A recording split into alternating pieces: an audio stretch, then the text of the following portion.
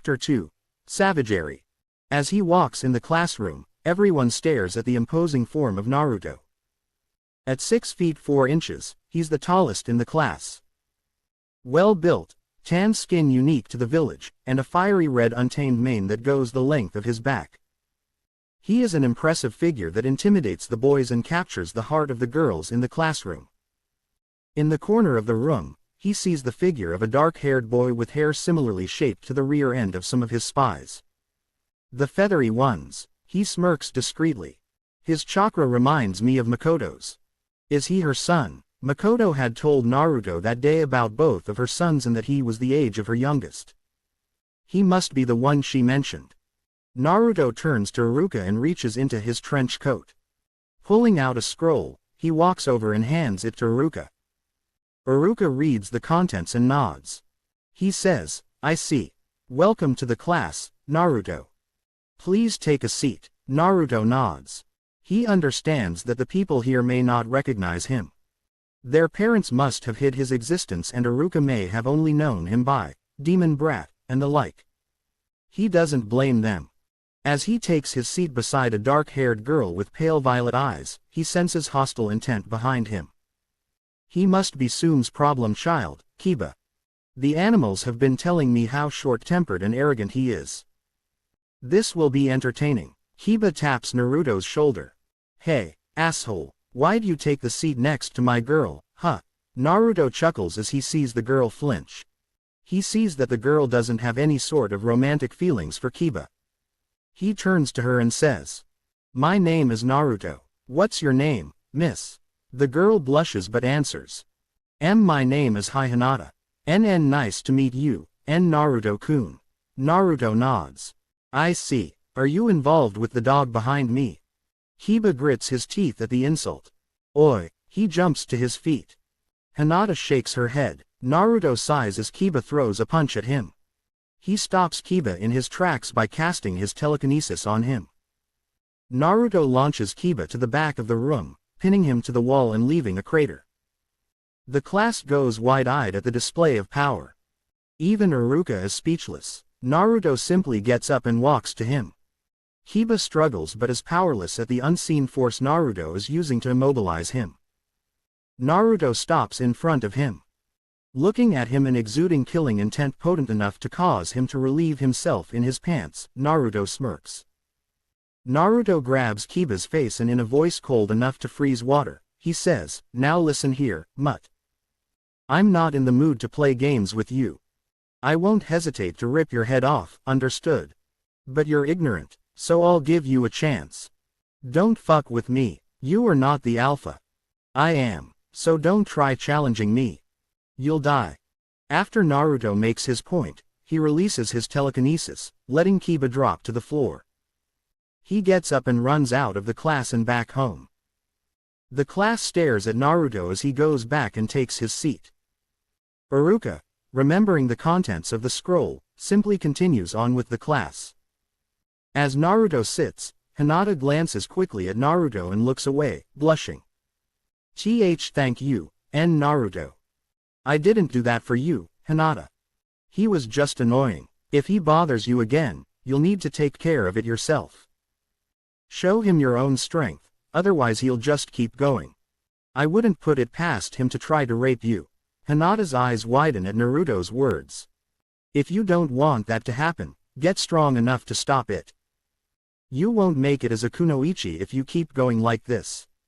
Hinata looks down. She's always known that she was timid and weak, but for someone to say it the way he has. Hinata wasn't going to let that happen. She clenches her fists, a new determination in her heart. Naruto smirks, happy his words resonated with her. After Naruto nearly died of boredom during his first day at the academy, Naruto decides to head to the Uzumaki compound to check out his new living space. He was astounded when he first laid eyes on the place. It was enormous, 2 stories high that extended outwards greatly. Naruto estimated it to be at least 12,000 square per foot. A beautiful garden complete with its own training ground and a private waterfall and lake on the property. It's surrounded by trees and forested area. It gave Naruto a very good home feeling. When he walks in, he finds his two beloved mates waiting for him on a sofa in one of the sitting rooms. He grins, showing off his fangs. "You two weren't waiting on me, were you?" he says playfully. Kurumi and Anko smile and walk over to Naruto, both kissing him passionately and exploring his powerful muscles with their hands. Naruto wraps his arms around their waists. He lifts them both in his arms and says, "Let's christen this place, shall we?" Naruto leads his lovers upstairs. Naruto and his lovers enjoyed an evening of passionate lovemaking. After several hours of hot sweaty sex with his two lovers, Naruto senses a presence appear at his door. He walks to the entrance as he hears a knock on the door. Opening it, he reveals a purple-haired Anbu with a cat mask. She stumbles backwards a bit at the sight of Naruto. She doesn't say anything for a moment. "Is something the matter?" he asks. The Hokage requires your presence," she stutters out, averting her eyes. Naruto smirks. "Are you sure you don't want to take a few more glances?" "I don't mind," he teases. Put some clothes on," she shouts before shining away. Naruto laughs before heading upstairs. He gets dressed and kisses his lovers, telling him he'll return shortly.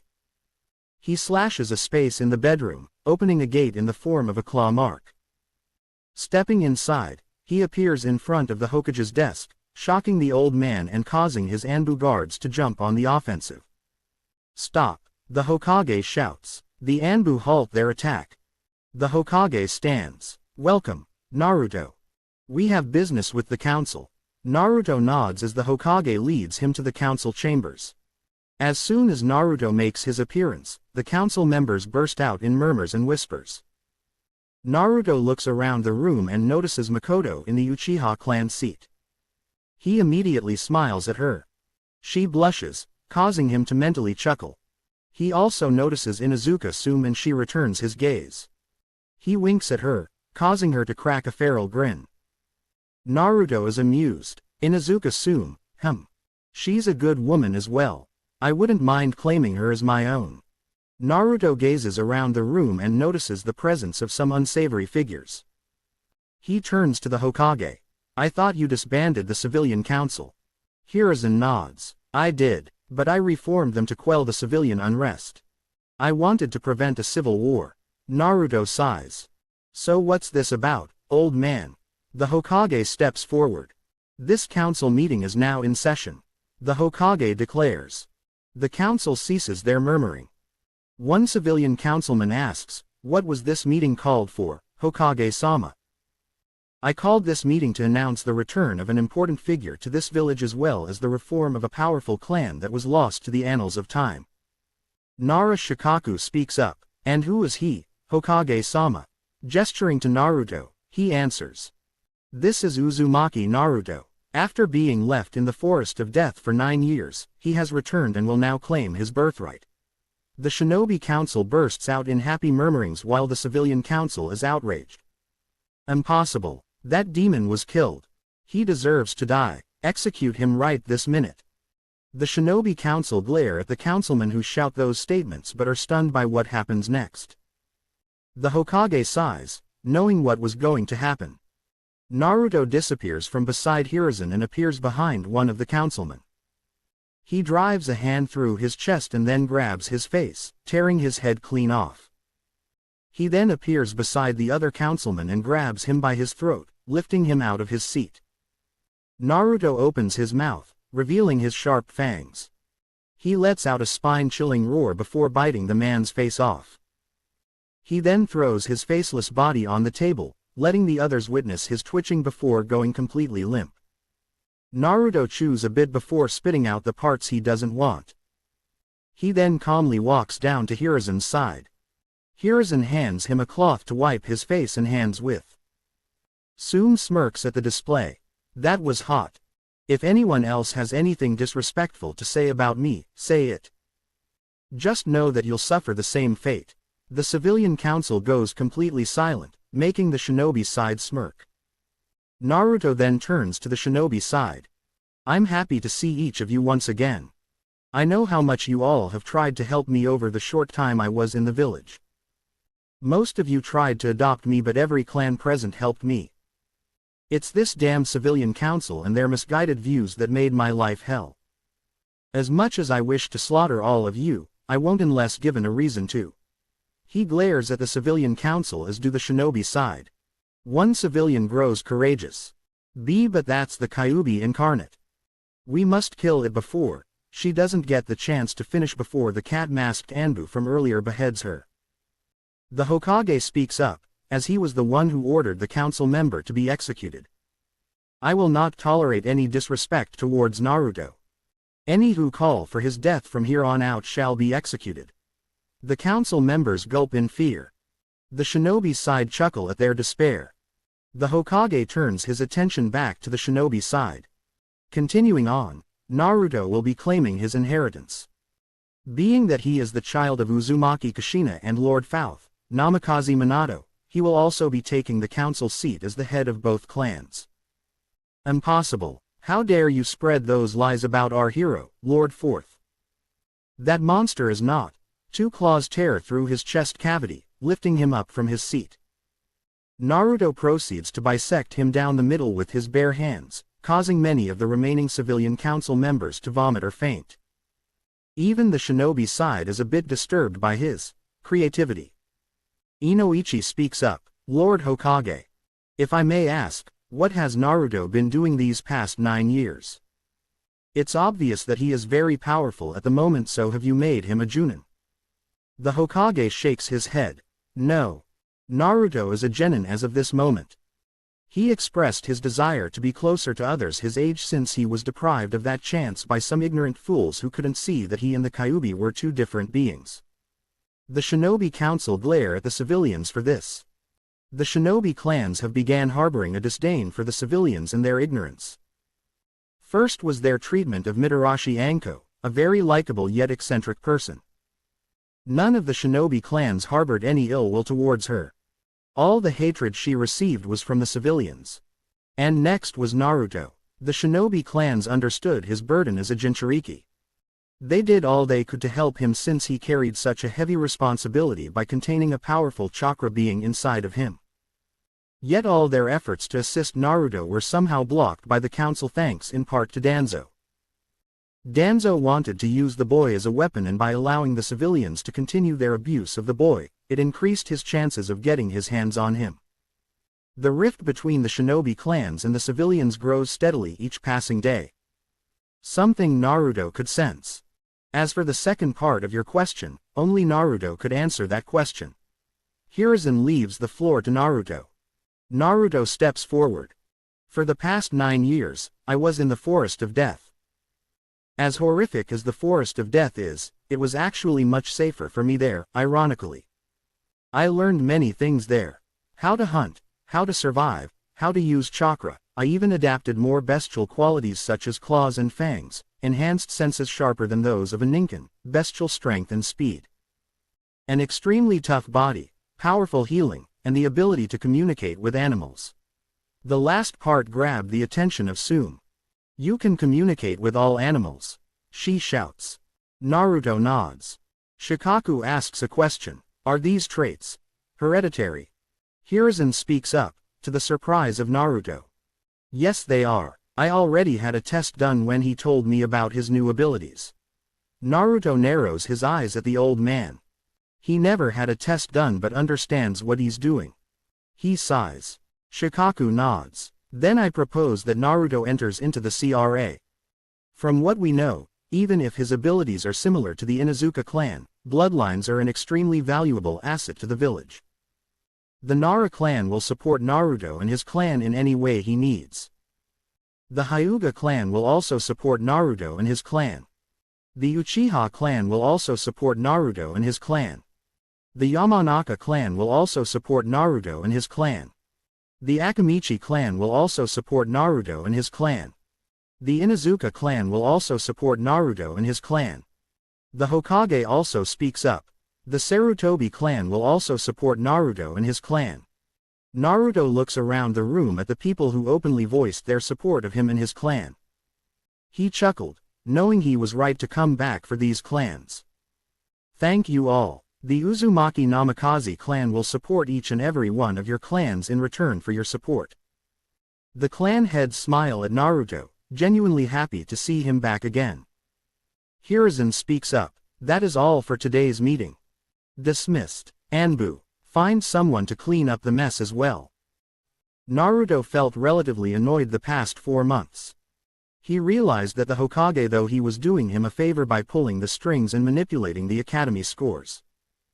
Apparently, the old man thought it would please Naruto by automatically making him the Rookie of the Year. Seriously, he didn't even do anything and he scored full marks in each class. Again, this annoyed Naruto greatly. So, without much effort, Naruto became a genin. Hooray! No bastards tampering with the scores. Oh wait, they did tamper with the scores. So here Naruto is, a pissed-off beast monarch ready to rip someone's throat out. At least a couple of things went right for him over the past 4 months. Kiba stopped trying to challenge him for one thing. And another thing was that when he went to try to harass Hinata about a month ago, the once timid pale-eyed girl beat him like he owed her money. That was a surprise, he smirked. The girl obviously had feelings for Naruto and he knew that. Now as for if he is going to act on them. Well, he admits that for a 16-year-old girl, she was hot. Then again, so was that Ino girl. Even though he himself was 16, he preferred older women. Yeah, like Makoto or that idiot Kiba's mother, Sume.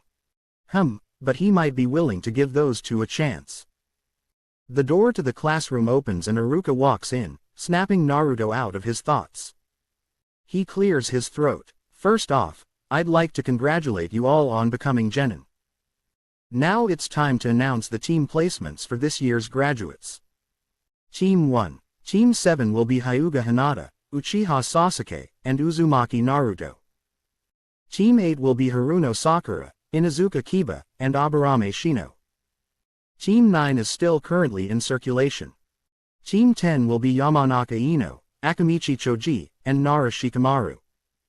Good luck." Iruka walks out the classroom. Deciding to give his teammates a chance, he strikes up a conversation. "So why don't we all get to know each other better, Hinata and Sasuke turn to him. Hinata decides to go first. Anyo, I'm honestly not sure I'll make a good kunoichi. Even though you motivated me to get better, Naruto-kun, I'm still not sure. I don't like fighting or hurting people. I enjoy flower pressing and tea ceremonies. I may be a nervous wreck but I promise I'll carry my own weight." Naruto smiles at her. Even if he's a bloodthirsty beast monarch, he can appreciate a good woman when he sees one. Hinata is a good woman. He turns to Sasuke. "How about you, Uchiha?" Sasuke hesitates for a moment. "Well, there's not much to say. I like training and spending time with my family. I also like hanging out with my friends and relaxing. My dream is to be a better shinobi than my brother. I also want to have a nice family of my own." Naruto smiles again. He wonders if Sasuke would have turned out to be this good of a guy if Itachi did end up killing off the Uchihas. What kind of asshole would he be if he let that happen? Like honestly, what kind of asshole makes a guy like Itachi murder his family? Naruto chuckles. "Well, I guess it's my turn. I like nature and animals. I love fighting and I'm always looking for someone to give me a workout. I also like spending time with my lovers and making love to them. I wouldn't mind having a large family and a lot of kids. But my true goal is to restore the home of my family and pay back some old debts." Hinata and Sasuke look at Naruto in astonishment. "Why, you have lovers, and Naruto-kun?" Hinata asks, worried. Naruto nods. "I do, but I always have room for more, you know," he says with a wink, causing Hinata to develop a massive blush. "I have too. Both are very strong and beautiful women. And that's what I desire. Strong and beautiful women. Women who make men bow to them." Hinata ponders his words while Sasuke nods. Suddenly, the doors open and in walk the Junin sensei. A spiky-haired man with a face mask and an eye covered by his Hittite speaks up. "Team 7, meet me on the roof." He shunshuns away.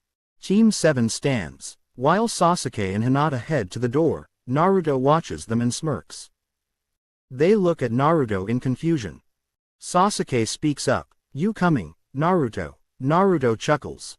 Turning, he swipes the air with a claw and opens a gateway. Stepping inside, the gateway closes, leaving the other genin and the Junin stunned.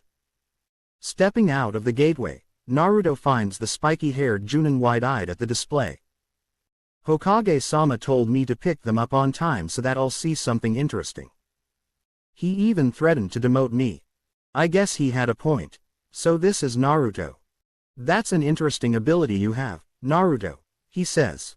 Naruto chuckles. "I'm an interesting guy, gray head." He narrows his eye. "I prefer silver." Naruto snorts. "Whatever." The door opens to reveal Hinata and Sasuke. "Naruto, what kind of power was that?" Sasuke asks. Naruto shrugs. "It's a beast thing. Kakashi is suspicious of this. We weren't told anything about Naruto that explained his changes.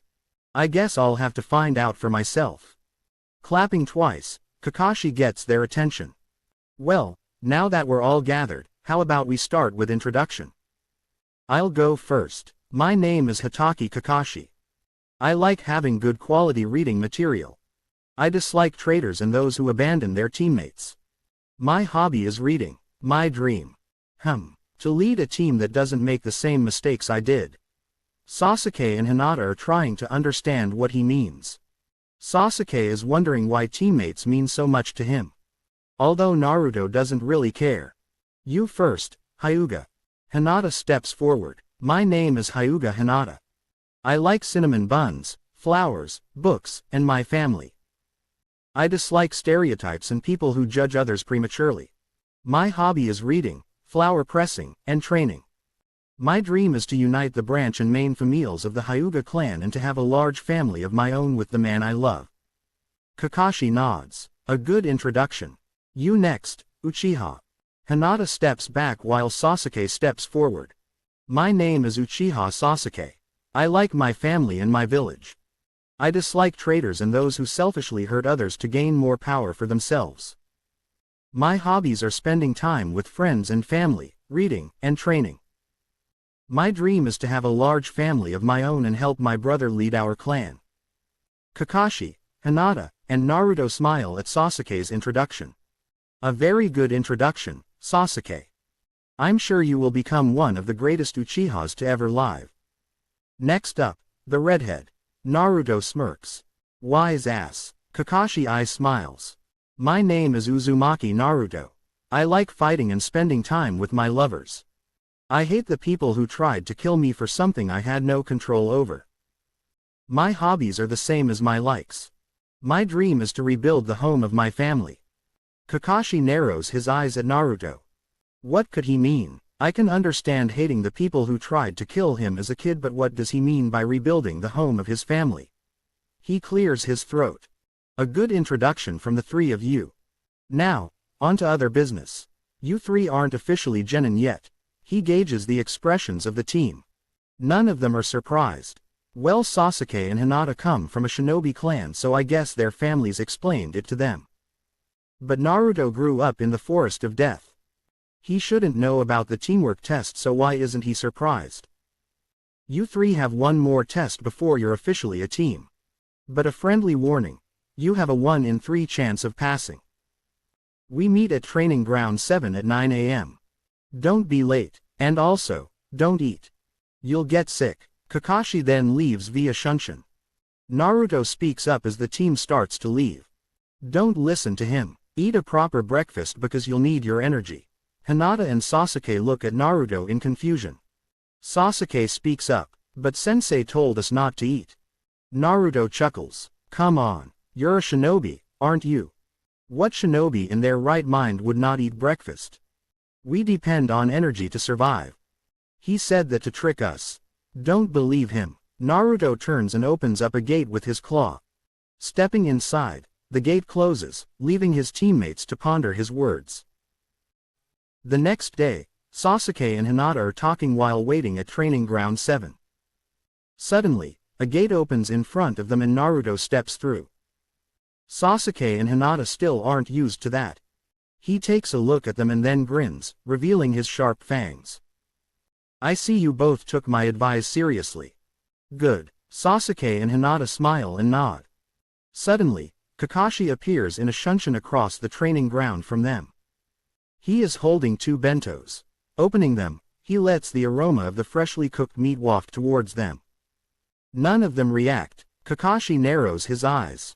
None of you followed my instructions to not eat, he says in a commanding tone. Naruto smirks. What kind of shinobi skips their breakfast, one eye? That sounds stupid. Kakashi doesn't answer. He sighs after a moment. Your task is to take these 2 bells from me. You each need a bell to pass this test. You will have 3 hours to do so, he says, pointing to 2 bells hanging from his hip. Sasuke and Hinata look at one another in confusion while Naruto smirks. Sasuke then asks, but sensei, there's only 2 bells there. Kakashi chuckles. Exactly. Whoever doesn't have a bell will be sent back to the academy. Hinata gasps and covers her mouth in shock while Sasuke grits his teeth and clenches his fists, narrowing his eyes at Kakashi. It's 9 o'clock right now. Come at me with the intent to kill. You all have 3 hours. Go. Sasuke and Hinata scatter, hiding in the trees while Naruto simply stands in place, grinning at Kakashi. Kakashi eyes Naruto as well, strangely uncomfortable at the newly minted genin. Aren't you going to hide, Naruto? Or are you going to attack me head-on foolishly? Naruto chuckles. Discarding his trench coat, he cracks his neck and flexes his claws. Naruto says, the intent to kill, That's the foolish idea. I won't come at you with the intent to kill, one eye. Kakashi narrows his eyes at Naruto, sweating slightly. And why is that, Naruto? He asks. Naruto looks directly at him. Because you won't survive if I did. He disappears in blinding speed as Kakashi's eye widens. He leaps out the way just in time to dodge a powerful punch that shatters the ground where he was standing. Kakashi realizes that he can't take Naruto lightly. That punch was just as powerful as Tsunade-sama's, he thinks. He raises his Hittite, revealing a 3-tomo Sharingan. Sasuke sees this. If he has a Sharingan, he must have had it transplanted. Did he steal it? Sasuke asks himself, activating his own Sharingan, a fully matured one as well, to watch the fight. Ooh, the Sharingan. Before we continue, care to explain how you got your hands on that? Naruto asks, yanking his hand out of the ground. Kakashi answers, a close friend and teammate.